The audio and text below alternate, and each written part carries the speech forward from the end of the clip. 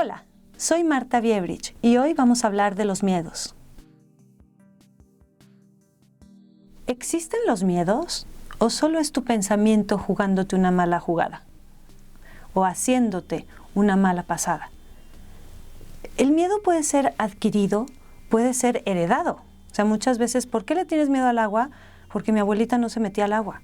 O sea, no sabemos ni siquiera de dónde viene, pero casi todas las cosas que tenemos es adquiridas, las vamos adquiriendo en el tiempo por una mala experiencia o quizás generacional y ni siquiera los entendemos.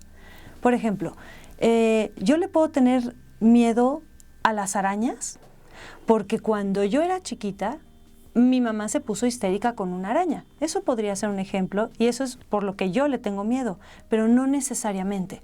O puedo tenerle miedo a un ratón porque una vez vi una película con muchos ratones atacando a una persona y le tengo miedo yo, pero son miedos adquiridos. Pero son reales, o sea, en nuestra realidad nos está lastimando ese miedo, nos está afectando de alguna manera ese miedo. Los miedos pueden venir de alguna experiencia desagradable y esos son fundados. Los otros miedos pueden venir generacional y ni siquiera estamos conscientes de ellos. Tenemos que ver verdaderamente el miedo. ¿Cómo lo puedes manejar? No sé si han oído esta frase de lo que resistes persiste. Entre más quiera yo quitar un miedo, más va a estar ahí. Entonces, lo primero que tienes que hacer es observar tu miedo. ¿Qué es realmente ese miedo? ¿Es una araña lo que me da miedo? ¿Pero qué es lo que me podría hacer la araña? ¿Qué es lo peor que me podría pasar si esa araña me pica, por ejemplo? Es verdaderamente ver cuál es el miedo y como si fuera una margarita irlo deshojando o como si fueras un investigador, ir viendo de dónde viene. Y la manera en la que puedes hacerlo es qué sería lo peor que me podría pasar si ese miedo me ataca. Si ese miedo, el miedo a la oscuridad, ¿qué sería lo peor que te puede pasar si te metes en la oscuridad, si estás en un lugar oscuro? Si es el miedo a la oscuridad o si es el miedo a las alturas, ¿qué es lo peor que te podría pasar? Y como un investigador, vete siguiendo ese hilo conductor hasta saber cuál es tu miedo más profundo. Nuestros miedos más profundos son fuertes y verdaderamente lo tienes que descubrir o en terapia o ir deshojando poco a poco hasta que encuentres la raíz de tu propio miedo. Generalmente el miedo del que estás hablando no es el que tú tienes miedo. Es uno mucho más profundo. Hay maneras de manejar tu miedo. Por ejemplo, si te da miedo la oscuridad, te puedes meter a un cuarto oscuro a ver qué sucede y como no te va a suceder nada, puedes vencer tu miedo. Eso es una manera muy drástica. También, si me dan miedo las alturas, puedo ir a echarme al bungee y a lo mejor ya se me quita el miedo. A lo mejor, no te lo aseguro. Yo te propongo una manera más amable, una manera más amorosa de manejar tu miedo. ¿Por qué no lo ves?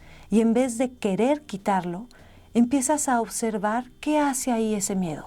Ve qué papel está jugando en tu vida. ¿Para qué está ahí?